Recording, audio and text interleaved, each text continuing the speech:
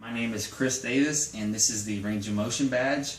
The first portion of this is we're going to look at range of motion and normal infills. The first joint we're going to assess is the glenohumeral joint.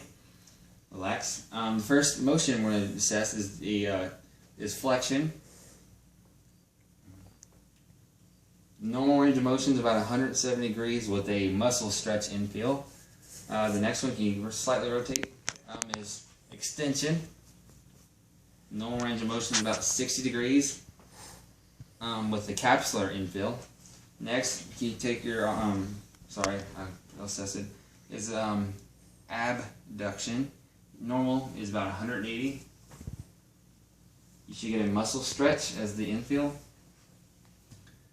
Relax back to neutral. And then adduction, keeping the arm straight. You would get about 50 degrees with a capsular infill. Now can you take your arm like this, please? This next one is hip external, shoulder external rotation. You get about 100 degrees with external. And then with a capsular infill. And then internal rotation, you get about 70 degrees with another capsular infill. Relax. This next joint we're going to look at is the humeral-ulnar joint. Take it up to neutral and relax. Take your hand kind of like this, please. First motion we're going to assess is flexion. Normal range of motion is about 140 with a muscle soft tissue infill. Relax. And coming back down to extension, it's basically leg neutral unless there's hypermobile or something wrong with the 0 degrees of infill of a bone to bone. Now relax. You scoot up a little bit or stay there for first. The next joint we're going to look at is the femoral acetabular joint, while starting with the knee and extension. Now the first motion we're going to do is hip flexion, so if you take your leg up as far as you can, I'll keep your balance. Normal range of motion without bending the left knee is 100 degrees, and the infill is the capsular. Next one, can you turn around where you're facing the camera to your backside? You take your leg out.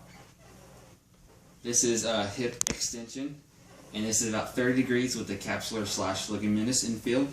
You can turn back in front. This next one, I want you to take your leg out as far as you can. I'll keep your balance. This is hip abduction. This is normally 40 degrees with a capsular ligamentous infill. The next one, can you take your leg across your body? Yeah. Good job. This is normal range of motion is about 20 degrees with a capsular ligamentous infill. Finally, you stay like this again. You take your leg and move it in like this. This is hip internal rotation with about 4 degrees of range of motion normally with a capsular infill. And finally, take your leg out like this as far as you can. This is hip external rotation, and the infill's a capsular. Move on to the next joint. We're going to look at the radiocarpal joint of the wrist. You take your arm like this and keep it neutral like this. Keep it straight. First, we're going to do pronation. So can you take your arm like this? Normal range of motion for this is about 75 degrees pronation, and the infill is another capsular. Now back to the same motion. We're going to do supination. You get about 80 degrees of supination with another capsular infill. And finally, the last joint we're going to assess is the tibiofemoral joint. Now extension is about 0 degrees or neutral, so is the elbow extension.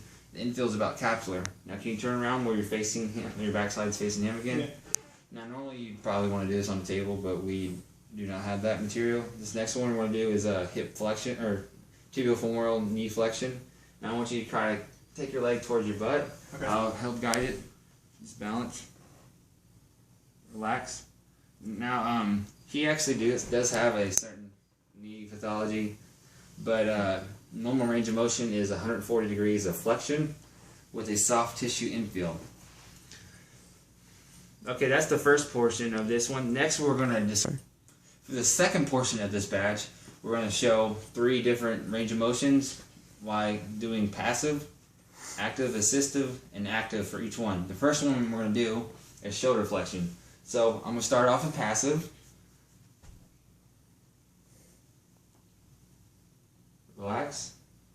we're gonna do active assistive. So when I carry you through the motion, I want you to do the motion as well. Okay.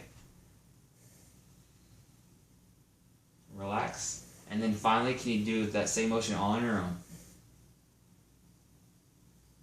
Good. That is shoulder flexion. The next one we're going to do is knee extension. So, can you lay down for me on this couch? Like lay down on my stomach? Yeah, on your stomach, please. Yeah. Or prone. Okay.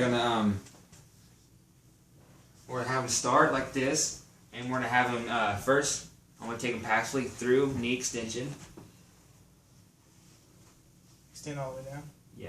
Once you get hopefully back to that 0 degrees mark. This one, can you move with me? Good job. Now lastly, I want you to take yourself through this motion on your own. As far as you... Good. Now can you stand back up for me, sir? Now finally, the last one we're going to do is ankle dorsiflexion. Can you sit over here, please, on this chair? I'm going to use this foot since it's closer to the camera. Dorsiflexion. First, I'm going to take you in passive. Can you take your shoe off for me? Yeah. Is that okay? Relax. I'm going to take you in the dorsiflexion. Now relax and do it with me again. Okay. Good. And then finally, do it on your own. Take your toes up to the sky. Okay. Relax. That is the second portion of this video. Okay. This third and final portion of this badge, we're going to evaluate his range of motion at a certain joint using the goniometer, and then I'm going to explain a treatment plan and goals we can use from this. For this one, we're going to look at elbow or humeral-ulnar flexion. First, you take the axis and you put it on the lateral epicondyle of the humerus. The stationary arm is parallel to the humerus, the shaft of the humerus, and the stationary or the movement arm is right near the stylo process, and it will come up with the arm. So this next one is passive, or active. So I want you to take it yourself. I just bullshit that? Yeah, can you do that for me, please? Yeah. Relax. Sorry, I moved. I didn't mean to do that. It's my fault. Can you move this time again? As far as you can. Okay. The reason why he's in here today is because of this reason. He did not get the full 140 degrees of range of motion. He got about 120, and he had some disgruntled, pain in his face. This next one we're going to do is passive, which, from your perspective, I'm just going to do it on my own. So all you have to do is relax. Stay same place as before. Okay. I want you to take it up as far as you can. Okay. This one, passively, I got the full range of motion, which is so far leaning towards a muscular issue. Finally, this last one, I'm going to do the same, but I want you to kind of resist me, or I'm going to resist you as you take it up, okay? Okay. So, can you do it, please? Yes, sir.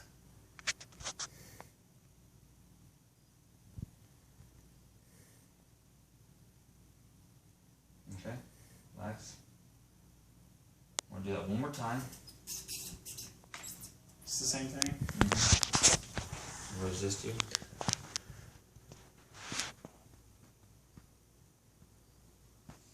Okay. This, he actually had about 115 degrees range of motion with the resistive, and unknown to you, we've already treated or did the eval on him in the ATR room, and he actually had a grade 1 muscle strain of his biceps brachii. And so far from his range of motions and our eval that I presented to you, our plans right now are by the end of the first week, increase his range of motion to about 130 degrees, and by the end of the second week, get the full 140 degrees range of motion, getting rid of pain. Ways we want to do that is massage to get some adhesions out, or we can use a heating pad to loosen up before he does some resistant range of, or type of range of motions activities, as well as using a TheraBand, using some resistance flexion in that. That way he can get his full strength by the end of the second week.